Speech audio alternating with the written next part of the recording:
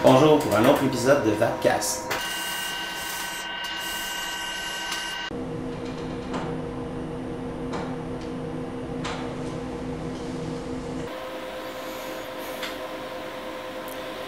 Bonjour, aujourd'hui à Vapcast, on va faire le review d'un de mes nouveaux drippers qui est le CLT Infinity. Donc, c'est ici. Très simple. Donc, l'Infinity, c'est un dripper qui est fait spécifiquement pour les dual et quad coil build. Donc, ça sera pas idéal là, pour les single coil, mais au niveau des dual quad, très intéressant parce que vous allez voir, il y a le pose positif est double, donc il va faciliter beaucoup l'installation au niveau des dual et des quad coil. Donc on va passer tout de suite à l'unboxing. Donc nous y voici avec l'unboxing du CLT Infinite.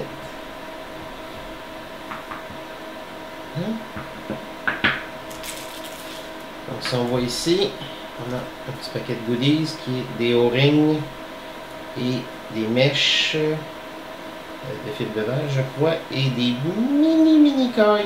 Je crois que ça doit être du 32 ou du 34 gauge, c'est infiniment petit. Ensuite, on va avoir le petit tournevis double, flathead.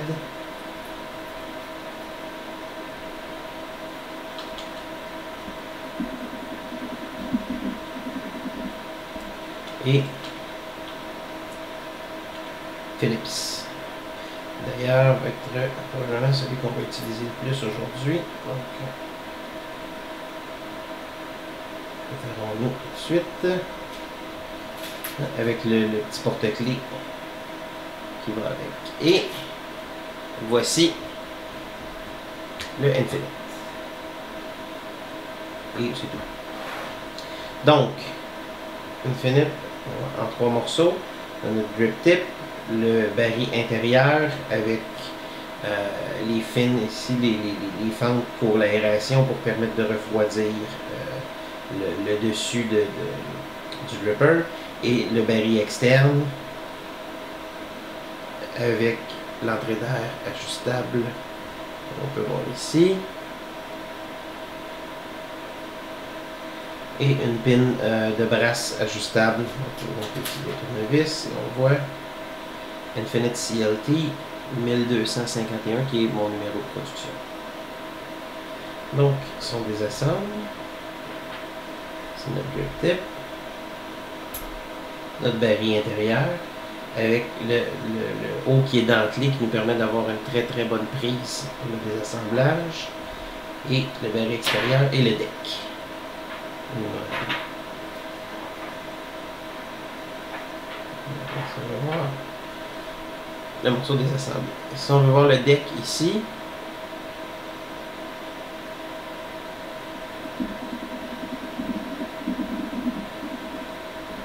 vous pouvez voir, on a un pose positif double et nos deux poses négatifs. Ce petit détail, les trous sont extrêmement petits, je crois que c'est du 1.5 mm. Donc, il va falloir faire attention pour les builds avec du fil de très gros calibre, là, comme du 22 ou du 20 ou du 18, ça va être excessivement difficile. Malgré que c'est pas impossible, mais bon, ça reste que c'est pas idéal. Ça va être préférable sur du 26, 28. Bon, 24, ça peut aller sans problème, mais plus petit que ça va commencer à être un challenge. On voit que le drip well est quand même pas très profond, en tout cas beaucoup moins profond si on compare au Mutation X par exemple. Mais la qualité du build est quand même intéressante. Donc, on va faire un build. Assez rapidement, on va se préparer. Donc, je vais avec du Candle 28 gauge.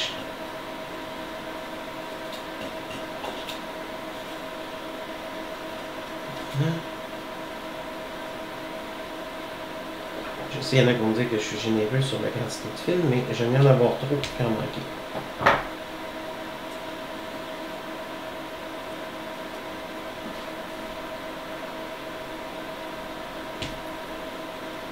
Hein?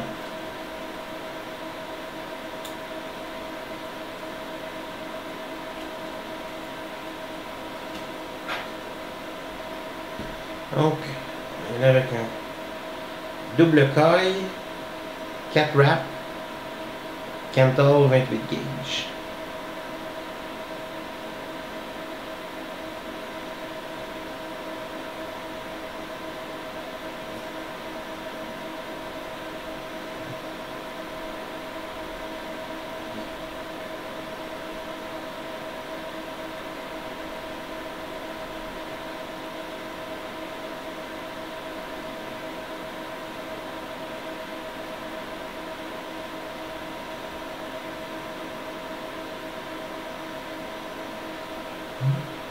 On va dresser les leads.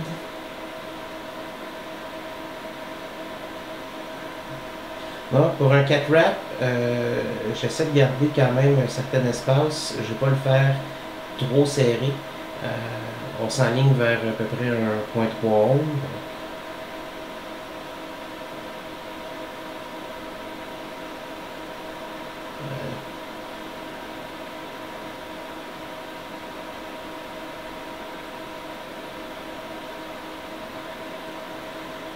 Et de 1,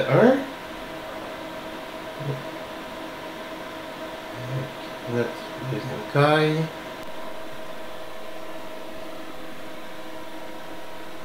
Désolé, c'est le lead.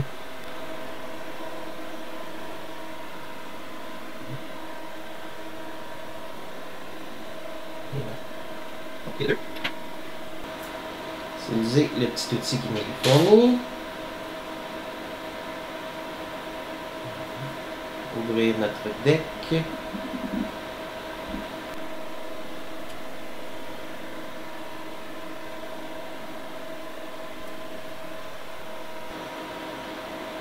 On va dire que celui-ci c'est un review vraiment en profondeur.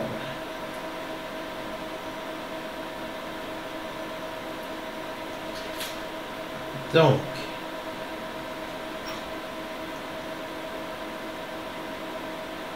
on a un premier coil. J'ai coupé mon lead ici légèrement plus long pour faciliter l'assemblage.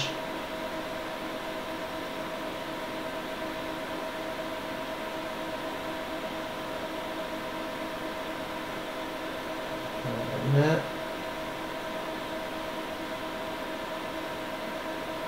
On va s'approcher le plus possible.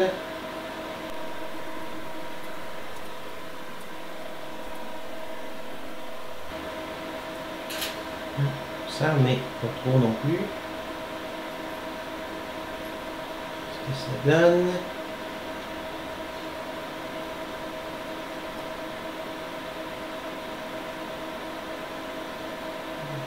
Ouais. C'est un petit peu parfait. C'est juste ça. Oui, un petit peu plus tard.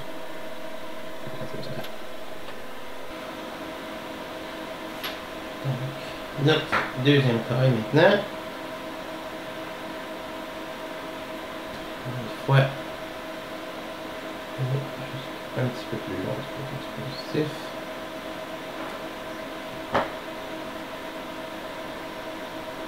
Sinon, on se aussi. Voilà.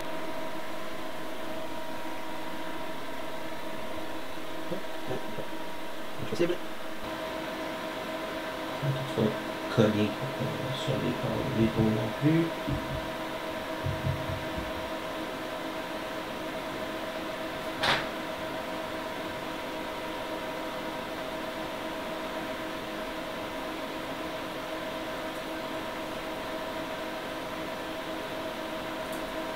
Quand même un petit peu de marge.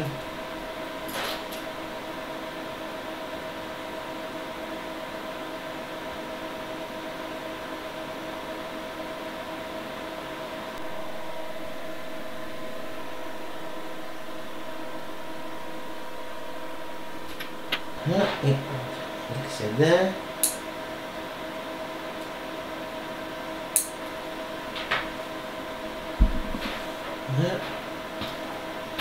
va s'assurer bien serré en place. Bouge pas.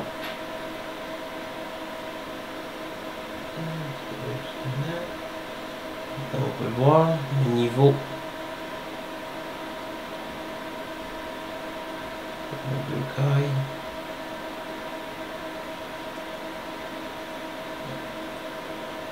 Ils sont sensiblement égaux. Et droit. Juste assurer que ce soit bien égal. Voilà. Non. Faire. Ici, donc ça va faire maintenant. Ouais. Elle chauffe bien égal. Donc, on va passer à la mèche. Ici.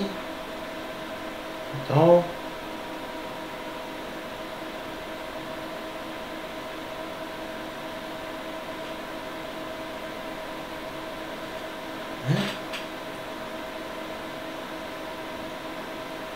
On va effiler bien serré parce que ça reste quand même des petits cailles, donc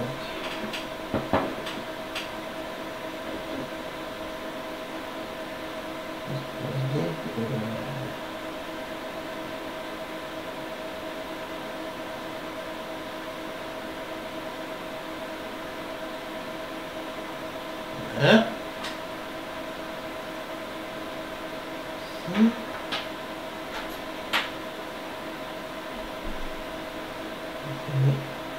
Assez court.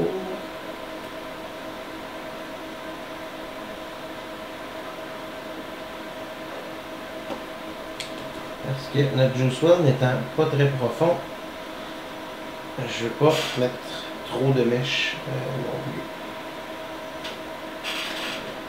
Un.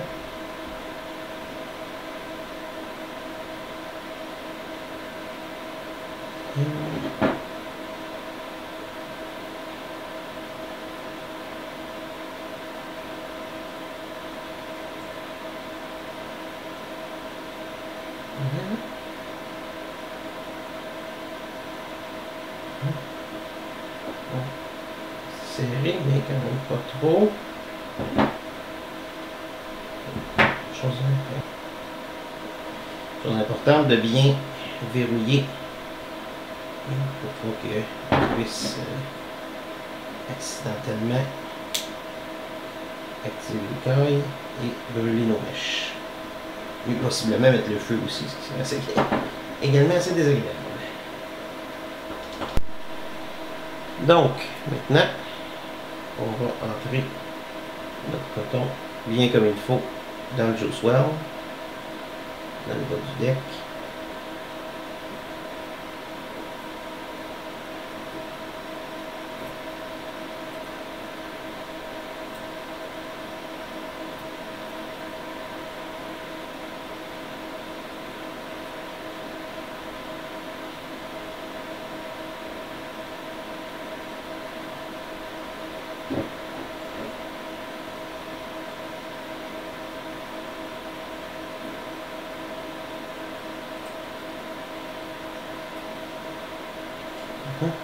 Ce genre de build-là, j'aime bien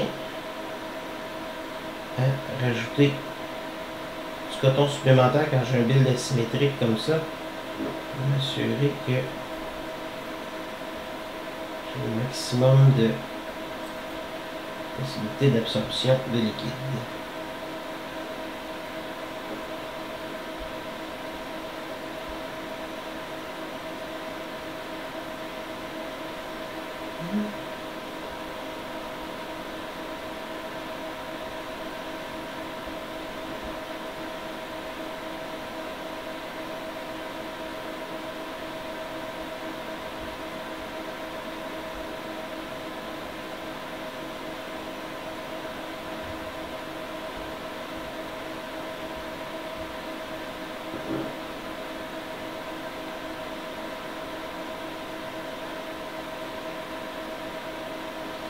Assurez-vous simplement qu'il ne soit pas pacté trop dur par contre. Vous le laissez quand même assez fluffy pour qu'il puisse encore absorber Beaucoup de liquide.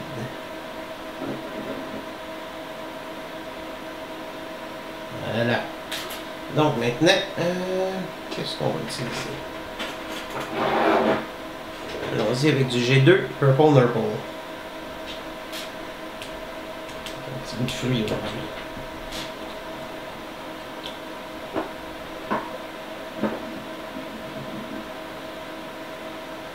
Et assurez-vous de très bien imbiber votre coton.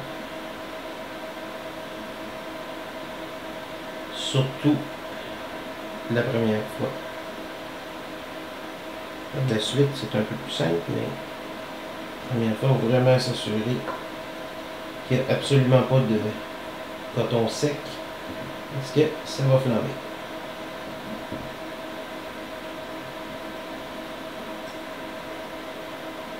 Voilà. Là, c'est dit. Donc j'ai un point 4 ondes, donc assez proche de mon but.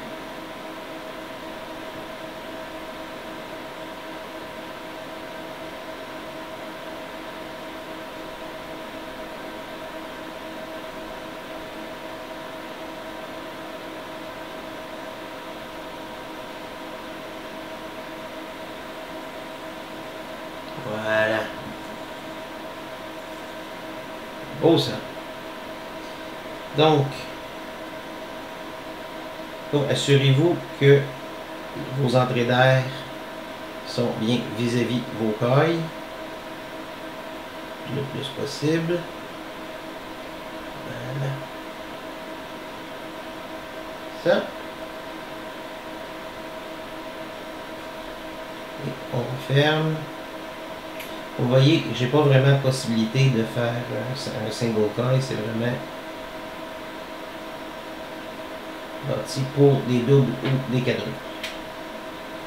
Ensemble, et voilà le Infinite CLT. Donc nous revoici avec le Infinite CLT sur mon mode X-Pro M65, complètement ouvert côté Airflow, et on va y aller à 30 watts pour commencer.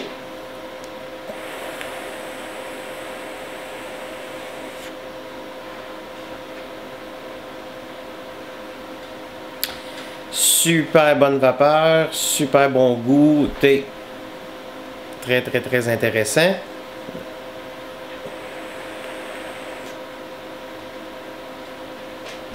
Oui. Écoutez, c'est pas le Airflow du Mutation X, mais je vous dirais que pour du day-to-day vape, c'est peut-être plus intéressant. Pour du cloud chasing, le Mutation X va avoir un Airflow qui va peut-être nous permettre de faire encore un peu plus de vapeur, mais à tous les jours, ça peut, je vous dirais que c'est peut-être beaucoup là, pour qu'il soit performant du moins. Tandis que le Infinite CLT, le Airflow est un petit peu plus restreint, mais ça donne une vapeur qui est très dense avec un super bon goût.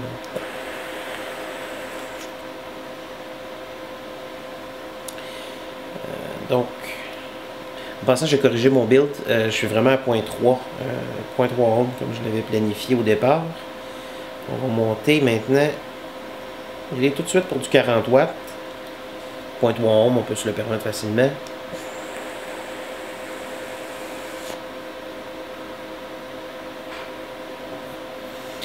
Wow! C'est... Wow! Le goût est ultra intense, la vapeur est dense, elle est tiède. Je pense que je peux pousser ça facilement à 50.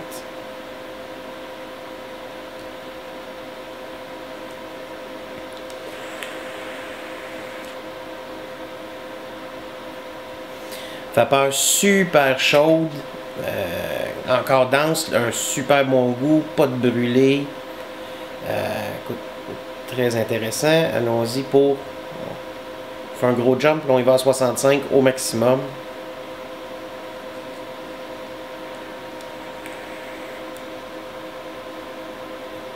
Une petite bouffée, mais énorme vapeur.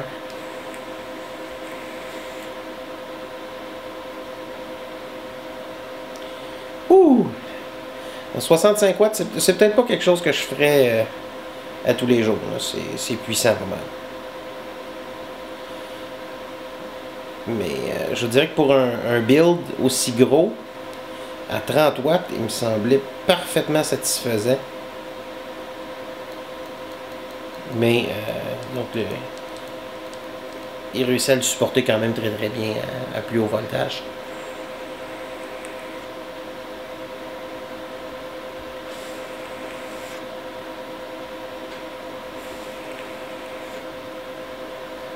Donc même en chain vaping, pas de problème, pas de goût de brûler, rien. Allons-y, très restreint, pratiquement fermé.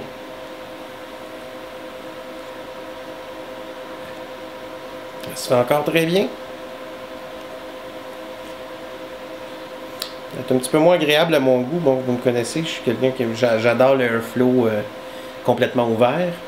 Mais Infinite CLT, thumbs up. Très bon build.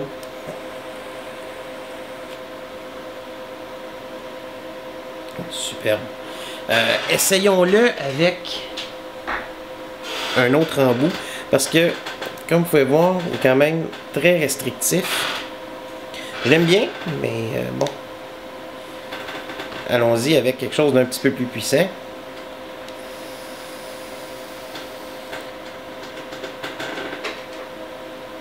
Oui. Allez, définitivement, là. Bon, je pense que c'est définitivement un dripper qui va bénéficier d'avoir un meilleur drip tip.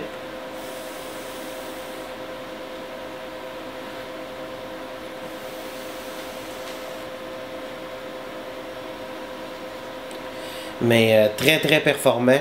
Écoutez, rien à dire de négatif. Le build quality est excellent. La production de vapeur est géniale. Le goût est extraordinaire. Donc, si je perdais l'Infinite CLT demain, est-ce que je vais m'en racheter un? Absolument. Définitivement. Donc, c'était le review du Infinite CLT.